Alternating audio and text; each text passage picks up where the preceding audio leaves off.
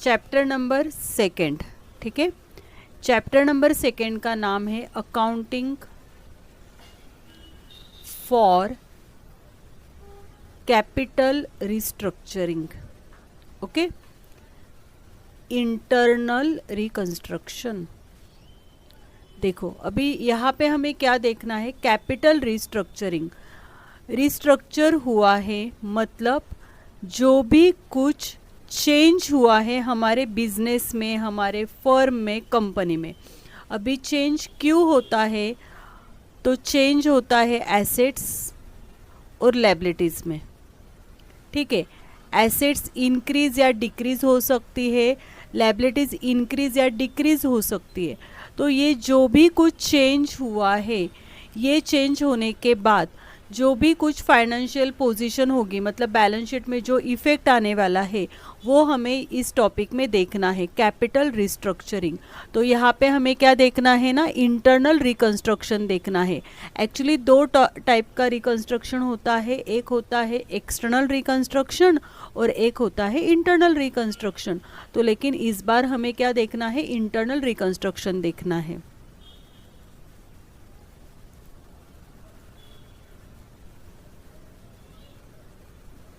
देखो अभी रिस्ट्रक्चरिंग का मतलब होता है,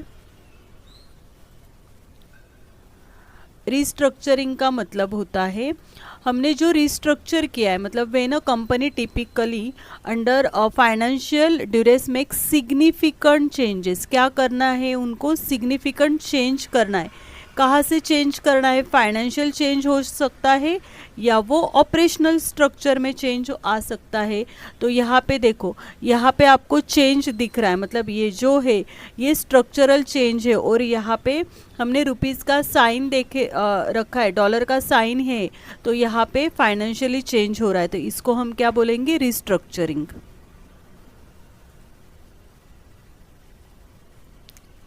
अभी यहाँ पे हमें क्या देखना है, उसका मीनिंग देखना है, कैपिटल रिस्ट्रक्चरिंग का मीनिंग देखना है।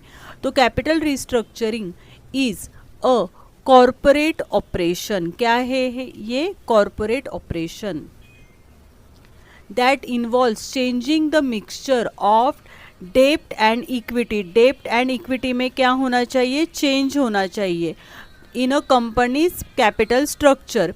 It is perform in order to optimize profitability. क्या होना चाहिए हमें यहाँ पे, ऑप्टिमम प्रॉफिट, मतलब यहाँ पे हमें मैक्सिमम प्रॉफिट होना चाहिए। इसलिए हम क्या कर रहे हैं, कंपनी के जो बैलेंस शीट है, मतलब जो एसेट्स है, जो लायबिलिटीज़ है, उसमें हमें क्या करना है, चेंज करना है। और in response to crisis like bankruptcy, hostile take over, bid और चेंजिंग मार्केट कंडीशन, मतलब जो भी कुछ मार्केट कंडीशन हुए वहाँ से हमें यहाँ पे क्या करना है, चेंज करना है। तो इसका मीनिंग हो गया, कैपिटल रिस्ट्रक्चरिंग का मीनिंग हमने देख लिया। नेक्स्ट हमें देखना है, देखो अभी इंटरनल रिकंस्ट्रक्शन, मतलब यहाँ पे इतने सारे हमारे डेब्ट है, 15%, ये जो है ये आपके क्या है, डेब्ट है 15%। उसके बाद 57% हमारे पास क्या है, इक्विटी है, और 11% क्या है, प्रेफरेंस शेयर्स है। ये मैंने एग्जाम्पल के लिए लिया है। इंटरनल रिकंस्ट्रक्शन का मीनिंग आपको समझ में आए इसलिए मैंने ये एक एग्जाम्पल लिया है कि डेब्ट के परसेंटेज 15% है, इक्विटी के परसेंटेज 57% है। तो यहाँ पे जो हम चेंज करेंगे, जो चेंज होना चाहिए, उसको हम क्या बोलेंगे, इंटरनल रिकंस्ट्रक्शन, ठीक है।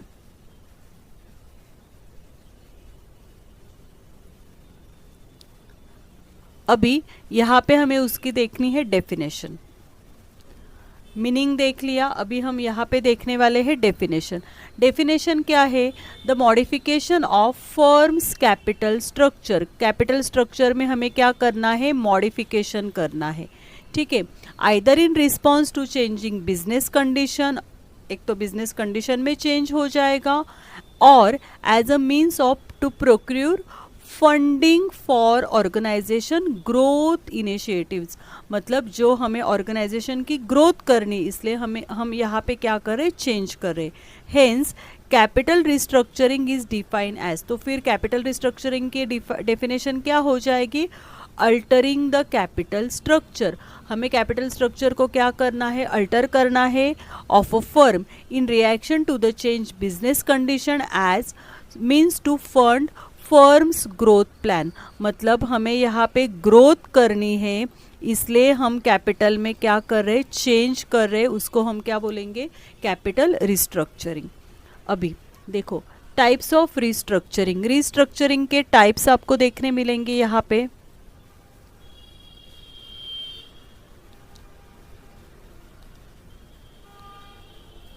Types of restructuring, first type है रिस्ट्रक्चरिंग का मर्जर एंड अमलगमेशन।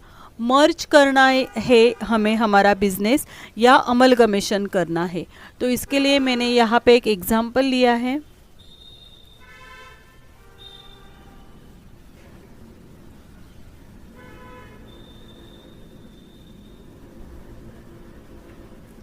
ये देखो एक्स कंपनी है और ये कौन सी कंपनी है? वाई कंपनी है। अभी यहाँ पे एक न्यू कंपनी फॉर्म हो गई है, तो इसको हम क्या बोलेंगे? अमलगमेशन। मतलब दो कंपनी काम कर रही है, एक एक्स कंपनी कर रही है और एक वाई कंपनी कर रही है, तो प्रोसेस ऑफ कंबाइनिंग टू और more entities to create a new entity, it is called amalgamation. Okay,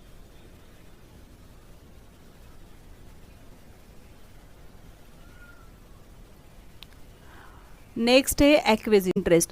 मतलब controlling interest of a company by another company. जो दूसरी कंपनी है वो यहाँ पे क्या करने वाली है? कंट्रोल करने वाली। It does not lend to dissolution of company. Dissolution का मतलब क्या होता है? देखो ये डिसोल्यूशन है, डिसोल्यूशन का मतलब क्या होता है? वाइंडिंग अप, आपको पता है।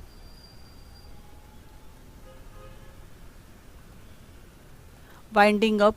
अब देखो कंपनी ए और कंपनी बी है, ठीक है, तो ये जो हो गया, ये सी कंपनी अगर फॉर्म हो गई तो ये मर्ज हो गया, मर्जर विथ, ये मर्ज मतलब मर्जर या अमलगमेशन हो गया। ये क्या हो गया आपका? अमलगमेशन। लेकिन कंपनी एक्स और कंपनी वाई वर्क कर रही है, लेकिन यहाँ पे कंपनी एक्स प्रिपेयर हो गई, फॉर्म हो गई, तो इसको हम क्या बोलेंगे? एक्विजिशन।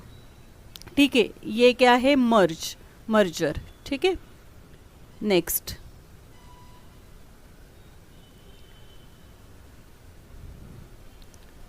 नेक्स्ट है टेक ओवर। देखो a private acquisition is a process when a company acquires another company. Company ने क्या किया है? एक्वायर्स, कौन सी कंपनी ली है? अनदर कंपनी अगर एक्वायर की है, this process is known as take over. तो इसको हम क्या बोलेंगे? Take over. ओके,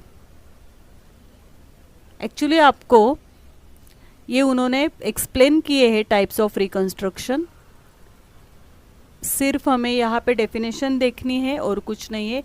ये कंपनी है, ठीक है, और ये कंपनी हमने क्या की है? टेक ओवर की है। तो यहाँ पे कुछ जो अमाउंट दे दी, तो उसको हम क्या बोलेंगे?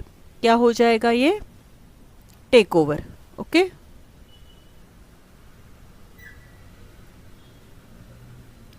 नेक्स्ट आने वाला है आपका फाइनेंशियल रिस्ट्रक्चरिंग। फाइनेंशियल रिस्ट्रक्चरिंग,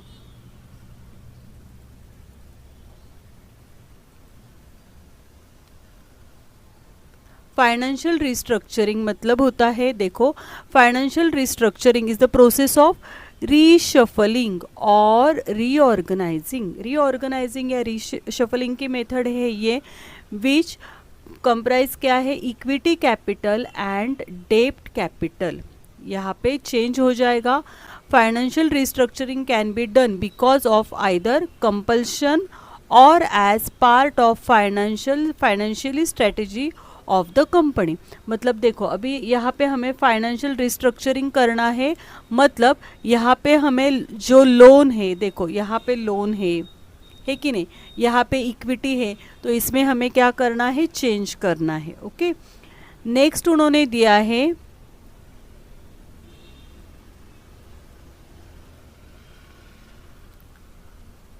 डाइवर्सिटीचर्स और डिमर्ज। डिमर्ज करना है, पहले हमने मर्ज किया मतलब अमलगमेशन हो गया। अभी यहाँ पे क्या करना है, हमारा बिजनेस क्या करना है, selling of a business unit और द कंपनी। एक तो बिजनेस यूनिट को सोल्ड करना है हमें, या कंपनी को सेल आउट करना है टू अनदर कंपनी, दूसरे कंपनी को हमें क्या करना है, ये सोल्ड करना है। तो divestiture can take multiple forms including sell off, spin offs, split offs और स्प्लिट अप्स। देखो क्या हो जाएगा, डिमर्जर मतलब ये एबीसी कंपनी, ये हमारे पास एबीसी कंपनी है। तो एबीसी कंपनी से हमने क्या किया है, ए कंपनी का सेपरेट यूनिट किया, बी कंपनी का सेपरेट यूनिट किया, सी कंपनी का सेपरेट यूनिट किया। तो ये क्या हो गया आपका, डिमर्जर। नेक्स्ट है बाय आउट। देखो अभी यहाँ पे बाय आउट का मतलब क्या हो जाएगा, corporate buyout are forms of corporate organization where entity acquires a controlling interest to another company। देखो यहाँ पे कंपनी ए है और ये कंपनी बी है, उन्होंने क्या किया है, मोर देन 50% से ज़्यादा शेयर्स उन्होंने बाय किए हैं, परचेस किए हैं, तो इसको हम क्या बोलेंगे, बाय आउट। ओके नेक्स्ट, अभी मेन टाइप जो है वो हमें यहाँ से स्टार्ट हो जाएगा। टाइप्स देखो, रिकंस्ट्रक्शन के कितने टाइप्स है, फर्स्ट टाइप है एक्सटर्नल रिकंस्ट्रक्शन। अभी तो ये सिलेबस में नहीं है, सिर्फ उन्होंने यहाँ पे डेफिनेशन हमें दी है कि एक्सटर्नल रिकंस्ट्रक्शन कैसे होता है। तो एक्सटर्नल रिकंस्ट्रक्शन का मतलब क्या होता है, in this type reconstruction the existing company, जो एग्जिस्टिंग कंपनी है इज लिक्विडेटेड, मतलब ये लिक्विडेशन हो जाएगा, ये वाइंडिंग अप हो जाएगी with a view to form another company, और यहाँ पे हमें न्यू कंपनी फॉर्म होने वाली है। तो इसको हम क्या बोलेंगे, external reconstruction. The new company thereafter takes over the entire business of the old company, और ये पूरा बिजनेस, ओल्ड कंपनी का पूरा बिजनेस ये टेक ओवर करने वाली है। ये क्या हो जाएगा आपका, टेक ओवर हो जाएगा ओल्ड बिजनेस, ठीक है, और न्यू कंपनी यहाँ पे फॉर्म हो जाएगी। तो ये हो गया आपका एक्सटर्नल रिकंस्ट्रक्शन।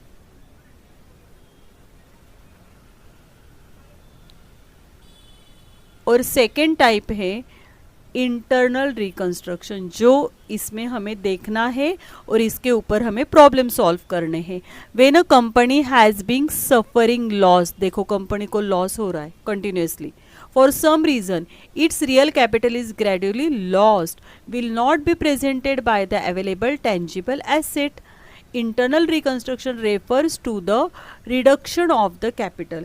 क्या करना है हमें, कैपिटल को क्या करना है, रिडक्शन करना है, reduction of the capital to cancel any paid up. देखो यहाँ पे कैंसिल करना है, क्या कैंसिल करना है, paid up capital which is so lost or unpresented by available asset.